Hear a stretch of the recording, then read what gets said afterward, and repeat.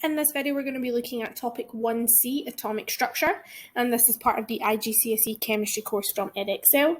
Now, these outcomes cover all three levels, single, double, and triple, so we'll be looking at all of the content for each of the three levels. So we're going to be looking at what is meant by atom and molecule, looking at the structure of the atom and the subatomic particles that make them up, what we mean by atomic number, mass number, isotopes, and relative atomic mass, and then lastly, how we calculate relative atomic mass of an element from its isotopic abundances. So again, similar to topic 1A and 1B, some of this will be a bit of revision from Key Stage 3. A lot of this terminology will be recognisable to you. There are just one or two things that are new. So atoms are single particles of matter. And remember, matter makes up everything. So everything in the world is made up of atoms. We can then join these atoms together to make molecules. And a molecule consists of two or more atoms which are chemically bonded. And they are bonded by something known as covalent bonds. And we will discuss that later on in this unit. Atoms can make up molecules that can be the same element. For example, two hydrogen atoms can bond to make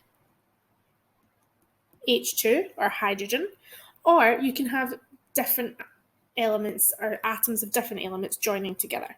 So we could have an oxygen joining with two hydrogens to give us water.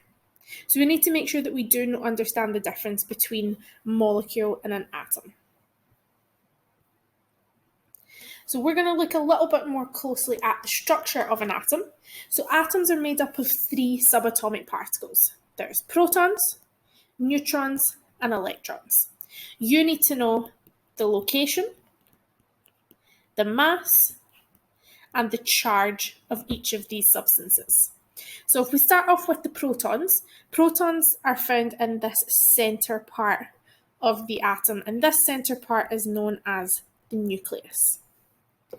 And protons have a mass of 1. Sometimes you might see AMU, which means atomic mass unit. Or you can simply just write 1. They tend not to ask for a specific unit here. And they have a charge of 1 positive. Now, neutrons also have a mass of 1. They are also found within the nucleus. The main difference, though, however, is that they have a charge of 0.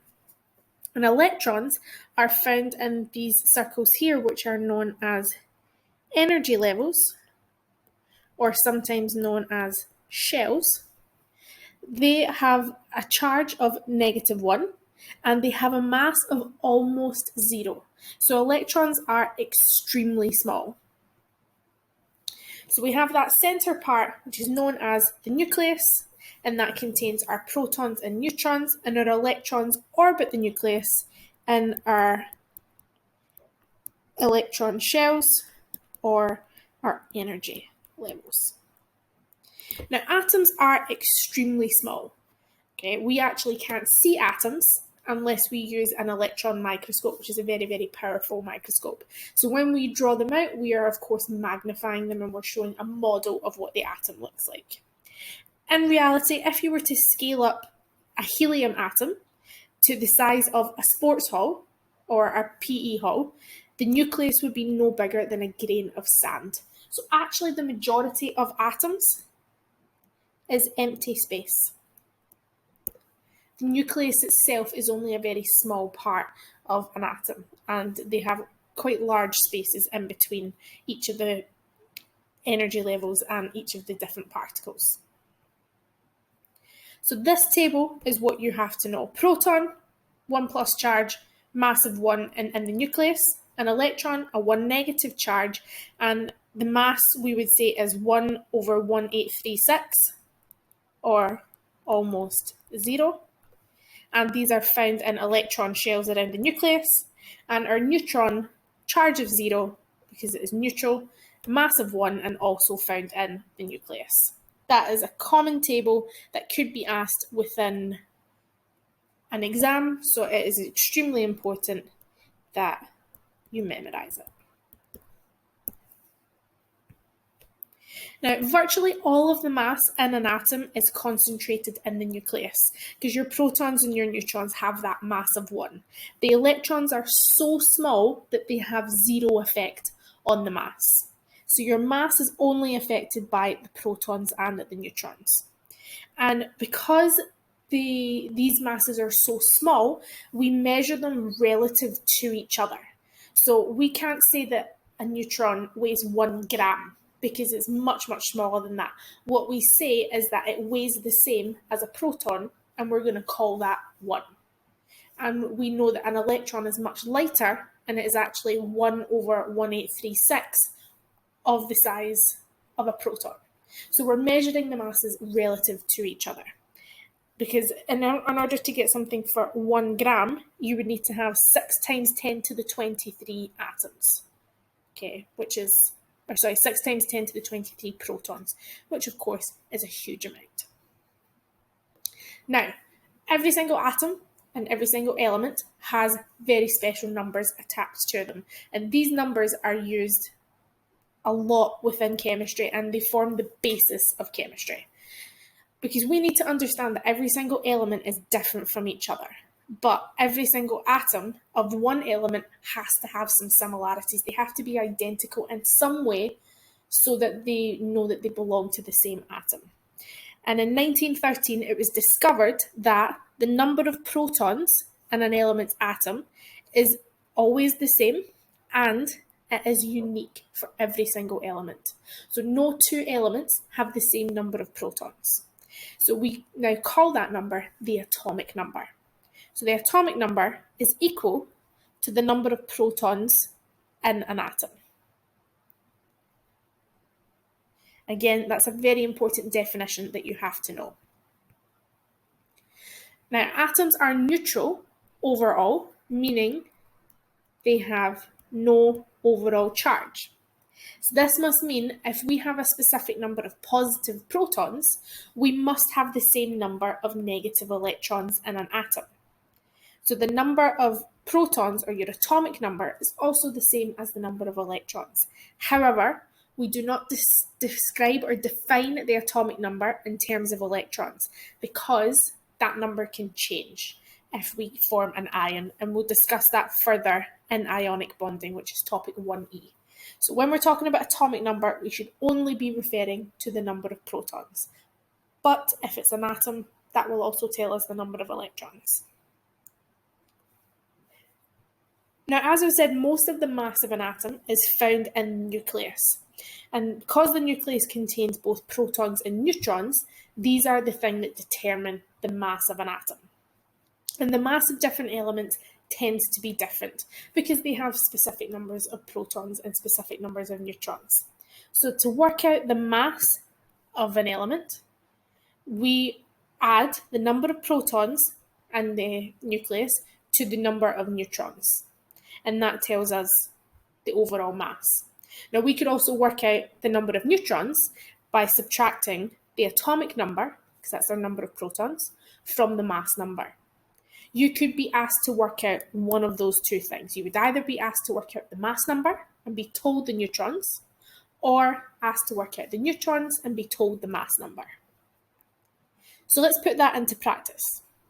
We've got a table here and we have some missing values. So you may wish to have a periodic table in front of you to help you with this. Of course, in an exam, you will always have a periodic table. You're not expected to memorise it. So we want to start off with lithium. Now, if we look on the periodic table, we know that lithium has an atomic number of 3. Because we know the atomic number, that tells us the number of protons, which is also 3. And because atoms are neutral, the number of protons is also the number of electrons. So these 3 columns in this table are going to be identical. Now, we also are told that the mass number is 7, and we want to work out the number of neutrons. So remember, the atomic number is the number of protons, which is also the number of electrons. And the mass number is the protons plus the neutrons. Or the neutrons is the mass number take away the atomic number. You will use one of these three sums in order to fill out this table. So our number of neutrons is the mass number of 7, take away the atomic number, which is 4. Now we have atomic number 17. If we look that up on the periodic table, we are told that that is chlorine. Remember, our 3 starred columns must be the same. So these are all 17.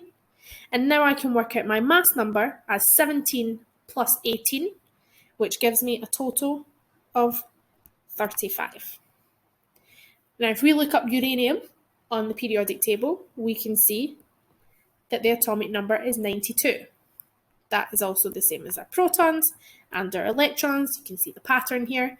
And to work out our mass number, we do 238 minus, to work out our number of neutrons, we do 238 minus 92, and that tells us we have 146 neutrons. Now, our numbers of protons and neutrons are not linked in terms of they have to be the same number. They can be completely different, as we see here. Okay, and for the last one, we know the number of electrons is 6, so that tells us the number of protons and the atomic number. If we look up that element, that is carbon, and we're told that the mass number is 14, so our number of neutrons must be 8.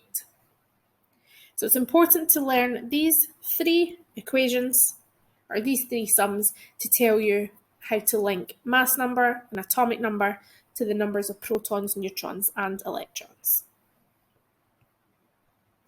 Now, in chemistry, we don't necessarily like to write out everything in full because it doesn't.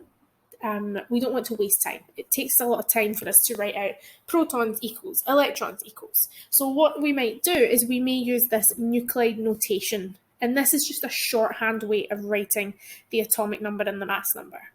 So what we do is we write the symbol. So this would be cobalt, and that is CO. We know that the atomic number is 27, so that would tell us that the number of protons is 27. It also tells us the number of electrons is 27. And then we have the mass number, which goes on the top. So the higher number goes at the top, which is the mass number, and the atomic number goes at the bottom.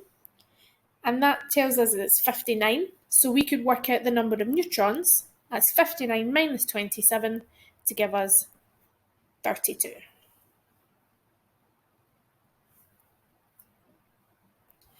Just 2 more examples. We've got magnesium with an atomic number of 12 and the mass number of 26, so we write it like that. Or if we have an ion, which we'll cover later on, we may also add in a charge. So we have sodium, atomic number 11, mass number of 23, and a charge of 1+. So this is the concept of this topic that may be new to you, and it is known as isotopes. Now, what we see when we calculate the numbers of protons, neutrons, and electrons is that in an atom, within an element, sometimes the number of neutrons can change. So you can have 2 atoms in an element which have the same number of protons, same number of electrons, but their number of neutrons is slightly different. And if that is the case, it causes them to have different mass numbers. Now, we need to distinguish between these 2 things, and we call them isotopes. So isotopes are defined, and this is a key definition you need to learn. They are defined as atoms of the same element which have the same atomic number, or the same number of protons, but different mass numbers, different numbers of neutrons. So let's look at an example. We've got isotopes of carbon. We can have carbon-12 or carbon-14. Now, both of them, you can see, contain 6 protons because they have to in order to be carbon, but carbon-12 has 6 neutrons, carbon-14 has 8. They are still the same atom, they are still both carbon, part of the same element, but they're just slightly different masses. We can also see that we can get carbon-13, which is when we have 6 protons and 7 neutrons. And lastly, we can have lithium, which all you can see have an atomic number of 3. So they all have 3 protons, but if we have a mass number of 6, this one has 3 neutrons, a mass number of 7 has 4 neutrons, or a mass number of 8 has 5 neutrons. So in each of these, the number of protons is the same, but the mass number changes. Now, one of the most common sets of isotopes that you're going to meet in this course is going to be for chlorine. And chlorine exists as 2 isotopes. It's chlorine-35 or chlorine-37. And we're going to fill in this table to show why these 2 things are isotopes. So if you look up your periodic table, you will find that the atomic number of chlorine is 17. Now, it doesn't matter if it's chlorine-35 or chlorine-37. They are both atomic number 17. The mass number is this part here. So we have 35 and 37. Now our number of protons does not change. It is the same as our atomic number. So that is 17 and 17. It is still an atom, so it is still neutral. So our electrons are both 17. Now our number of neutrons in chlorine-35 is the mass number, take away the atomic number, which gives you 18.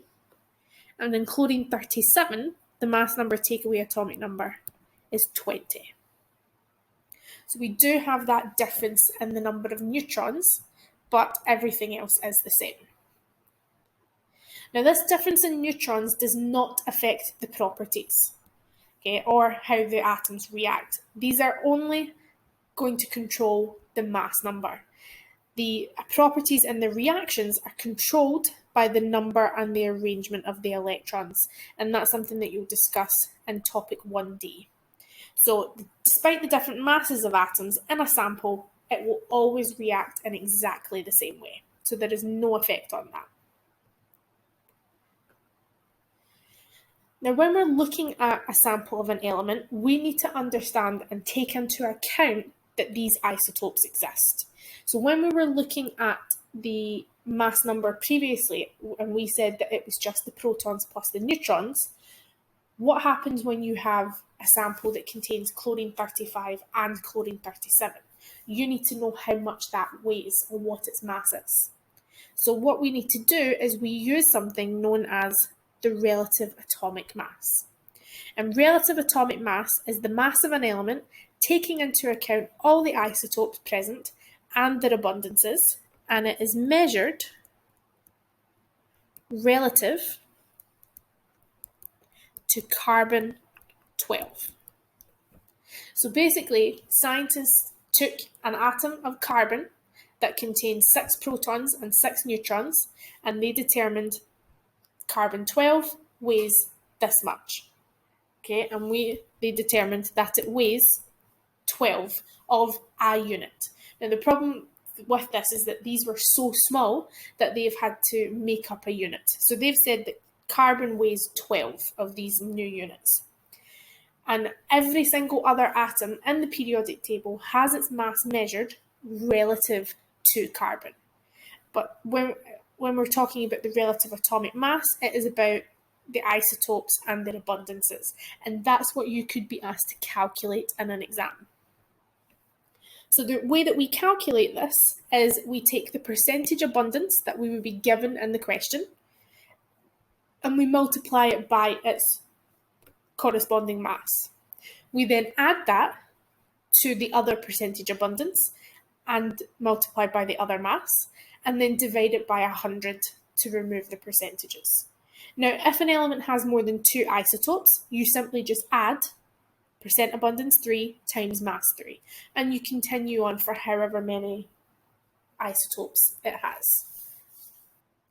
Now let's look at an example of how we actually do this. So in an exam, you would always be told the mass numbers and the abundances, or you would be told the relative atomic mass and then asked to work backwards. You're never expected to know the abundances. So chlorine-35 has an abundance of 75%, and the remainder is chlorine-37. Calculate the relative atomic mass. So to work this out, RAM, or RAM for relative atomic mass, we are going to do the percent abundance times the mass plus the percent abundance times the mass for the second isotope and then divide all of that by 100. So let's plug in our numbers. We've said that we have 75 times 35. Now notice I've not said 75%. I'm just using the number because when I divide it by 100, that's me converting it. And then the remainder is chlorine 37. Well, if I have 75%, the remainder is 25 times 37, all divided by 100. And when I plug all of that into my calculator, I get an answer of 35.5. And we don't need to give any particular units. We just simply say that chlorine, in this case for the sample, has a relative atomic mass of 35.5. So let's finish off everything that we've learned here by applying it to our past paper question. So atoms contain 3 different types of particle. There are electrons, protons, and neutrons. For 1 mark, question A, which one of the 3 particles has a negative charge? Well, that is our electron. Which one of the 3 particles has the smallest mass? Again, for 1 mark, that is the electron. That's just lifted straight from that table that we looked at previously. For part C, we want to use the words from the box to complete the sentences below. Now, an important thing that they do say is that each word may be used once, it could be used more than once, or it might not be used at all. So just be aware that you are not limited to making use of every single one of these words. You may find that you use the same one over, or there's one that you don't use at all. So for the first part, atoms are neutral because they contain equal numbers of, well, that's our positive and our negatives, so equal numbers of protons and electrons. In the second part, isotopes are atoms with the same number of. Now notice in our box we don't have atomic number, mass number, so we're looking at it in terms of the subatomic particles. So they have the same number of protons, but different numbers of neutrons. So you could be asked to describe isotopes in terms of atomic number or mass number, or you could be asked like this to describe it in terms of subatomic particles. So you need to make sure that you can do both of those things. And then for 3 marks, we have element X has got 3 isotopes, and it gives the mass number and the percentage abundance. We want to calculate the relative atomic mass and then give the answer to 1 decimal place. So we're just going to simply take the information from the table. So we have 24 times 79 plus 25 times 10 plus 26 times 11. So that's each of the masses multiplied by their abundances, all divided by 100. That gives me an answer of 24.3. Now, making sure it's to 1 decimal place. So in my calculator, it could be 24.3245, whatever. I just have to make sure that I put it to 1 decimal place because that's what the mark scheme is looking for. So there is the mark scheme for both of those questions, and you can see you do get a mark for making sure that you have it to 1 decimal place. If you put 24.32, you lose that 3rd mark. So that's everything for topic 1C, atomic structure. If you do have any questions, please feel free to leave a comment below, and we hope to see you back on the channel soon.